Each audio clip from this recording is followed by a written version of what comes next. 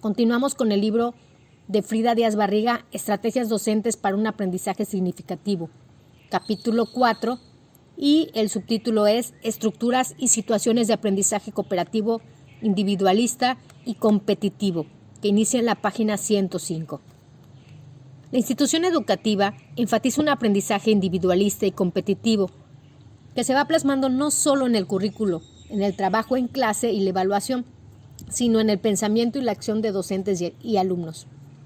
La evidencia revela que las sesiones de clase están estructuradas de manera cooperativa, solo de un 7 a un 20%, mientras que casi un 80% implica un aprendizaje individualista y competitivo. De acuerdo con Enesco y Del Olmo, una situación escolar individualista es aquella donde no hay ninguna relación entre los objetivos que persigue cada uno de los alumnos, pues sus metas son independientes entre sí. El alumno percibe que la consecución de sus objetivos depende de su propia capacidad y esfuerzo, así como de la suerte y de la dificultad de la tarea. Sin embargo, considera menos relevantes el trabajo y el esfuerzo que realizan sus demás compañeros, puesto que no hay metas ni acciones conjuntas. A su vez, en una situación escolar competitiva, los objetivos que persigue cada alumno no son independientes de lo que consigan sus compañeros. En la medida en que los alumnos son comparados entre sí y ordenados del mejor al peor, el número de recompensas, calificaciones, privilegios, halagos que obtenga un estudiante depende del número de recompensas distribuidas entre el resto de sus compañeros. Así, bajo un esquema de competencia, el alumno obtiene una mejor calificación cuando sus compañeros rinden muy poco que cuando la mayoría muestra un buen rendimiento. Retomando las ideas revisadas en el capítulo sobre motivación y aprendizaje, resulta casi inevitable que un esquema individualista y de competencia genere una motivación extrínseca con metas orientadas a obtener básicamente valoración social y recompensas externas. Ante las presiones de una situación competitiva, es difícil que el alumno sienta el deseo de aprender como un objetivo mismo, por lo cual las metas relacionadas con la tarea, sensación de autonomía, satisfacción intrínseca por el aprendizaje logrado, etc., pasan a un segundo plano. En el caso de los alumnos discapacitados, con dificultades de aprendizaje, bajo rendimiento o historia de fracaso escolar, se harán más evidentes problemas como la indefensión y la desesperanza aprendida, los cuales ya se revisaron con anterioridad. Una situación competitiva suele poner a estos alumnos en clara desventaja, puesto que reciben constantemente mensajes y evidencias que les indican que sus habilidades son pobres y siempre los superan los demás. Esto refuerza otro concepto ya expuesto. Los alumnos desarrollarán una percepción pesimista y rígida de sus capacidades e inteligencia, llegando a convencerse de no poder mejorar debido a que tales factores escapan de su control. Otro efecto negativo del espíritu de competitividad que priva en las instituciones educativas, evidenciado en diferentes investigaciones, es que los alumnos que han vivido durante años esta experiencia tienden a descalificar las ideas u opiniones de los otros y terminan desarrollando conductas muy poco solidarias y actitudes competitivas irracionales que los llevan, por ejemplo, a preferir reducir sus propias posibilidades de éxito con tal de reducir las ajenas. Incluso se afirma que, en el plano de las relaciones sociales y afectivas, un sistema altamente competitivo y autoritario produce una especie de estratificación social en el aula, donde el poder, los privilegios y el prestigio se distribuyen en función de la manera en que se ha etiquetado a un estudiante. Ahora leeré el cuadro 4.2, la voz de los profesores y el punto de vista de los alumnos. ¿Es realmente aprendizaje cooperativo? Algunos profesores y alumnos plantean que existen obstáculos difíciles de vencer para poder trabajar en equipo. Veamos sus argumentos y experiencias. Profesor 1. Hay un exceso de alumnos en el grupo, lo que impide trabajar con los alumnos en clase. La exposición por equipo no funciona porque el alumno estudia por separado su pedacito y lo lee en clase. Profesora 2. A mí no me ha funcionado el trabajo grupal. Se quedan con visiones parciales. Lo que pasa es que si les doy un tema, por ejemplo, la Revolución Francesa, Se lo dividen entre todos y unos solo ven causas, otros consecuencias. A la hora de exponer me dicen: maestra, no vino el de las causas, ¿cómo exponemos solo las consecuencias? Si no vino el de las causas, pues es un verdadero problema. Profesora 3. A muchos de mis alumnos no les gusta trabajar en equipo, se niegan, sobre todo los que sí trabajan, porque dicen que terminan haciéndole el trabajo a los otros, regalándoles la calificación, y eso no se vale. Alumna de bachillerato. No es justo, porque el equipo era de 6 y solo mi amiga y yo hicimos todo. Era un día antes de entregar. Bueno, yo saqué la información y ella la pasó a máquina. Luego vino Luis y le hizo una portada con dibujos y le pegó algunas ilustraciones que compró. Pero los otros 3 solo pusieron su nombre y de pilón se quejaron de que no estaba tan bonito como el del otro equipo. Y luego la maestra nos calificó parejo a todos. Eso me molestó mucho, pero no dije nada. No quiero enemigos gratis ni que la maestra me repruebe. Alumno de secundaria. Esos 2 hicieron trampa y el profesor ni en cuenta. La secretaria del papá de uno de ellos les pasó en la computadora la información que venía en un libro. Luego la cambiaron con el procesador, que si la letra, el orden de todo, las palabras. Y después imprimieron varios trabajos. Les pegaron ilustraciones y los vendieron en el salón. Si les comprabas el trabajo una semana antes, costaba tanto. Si era el mero día, costaba más. El maestro pensó que los habían hecho los equipos. Yo creo que no los leyó. Los vio por encima y les puso 8, 9 o hasta 10. Yo no compré nada. Estaba muy caro.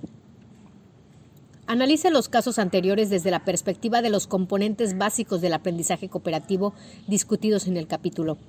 Comente cómo enfrentaría y resolvería usted las situaciones planteadas. Cuando se trabaja con un esquema individualista y competitivo, se evalúa a los alumnos con pruebas basadas en el criterio, y cada uno de ellos trabaja sus materiales o textos, ignorando a los demás. La comunicación entre compañeros de clase no solo es desestimada, sino castigada. En opinión de las autoras citadas en líneas anteriores, esta situación se agudiza en particular en el bachillerato, y aunque muchos docentes son plenamente conscientes de ella, tropiezan con una serie de dificultades que les impiden conseguir un ambiente cooperativo y solidario. Principalmente, enfrentan obstáculos como el número de alumnos y grupos que atienden, las normas de la institución educativa y sus sistemas de acreditación, los contenidos curriculares e incluso las propias presiones y expectativas de los familiares. Desde nuestra óptica, otro problema que enfrentan los docentes es el desconocimiento de la manera de trabajar con verdaderos equipos cooperativos, puesto que no toda actividad que se realice en grupo implica cooperación. Con frecuencia, la realización de trabajos en equipo no es otra cosa que una división inequitativa del trabajo, donde en realidad no se dan intercambios constructivos entre los participantes. En consecuencia, como veremos a continuación, existen una serie de condiciones que tienen que darse para que el trabajo en equipo sea cooperativo. Entonces, ¿qué es el aprendizaje cooperativo? De acuerdo con David y Roger Johnson, codirectores del Centro para el Aprendizaje Cooperativo de la Universidad de Minnesota. La cooperación consiste en trabajar juntos para alcanzar objetivos comunes.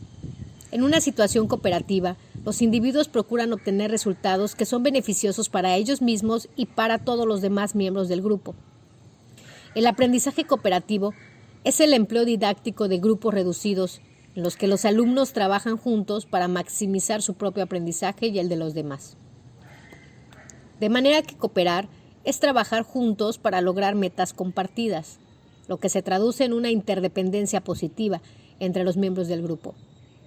En este caso, el equipo trabaja junto hasta que todos los miembros del grupo hayan entendido y completado la actividad con éxito, de tal forma que la responsabilidad y el compromiso con la tarea son compartidos. En el cuadro 4.3 se comparan las 3 estructuras de aprendizaje descritas: individualista, competitiva y cooperativa. De acuerdo con Slavin, en la definición de una estructura de aprendizaje, sea esta competitiva, individualista o cooperativa, intervienen no solo el tipo de actividades a realizar, sino también la estructura de la autoridad y la del reconocimiento o recompensa. La estructura de la autoridad se refiere al grado de autonomía que los alumnos tienen a la hora de decidir y organizar las actividades y contenidos escolares, y en consecuencia al grado de control que al respecto es ejercido por los profesores o por los adultos. Es obvio que en el aprendizaje cooperativo habrá mayor autonomía de parte de los estudiantes en la elección de los contenidos y formas de trabajar en clase, en comparación con las estructuras individualista y competitiva. A su vez, la estructura del reconocimiento puede variar en el tipo de recompensa, su frecuencia y magnitud, pero sobre todo en el tipo de relación de interdependencia que se establezca entre los miembros del grupo.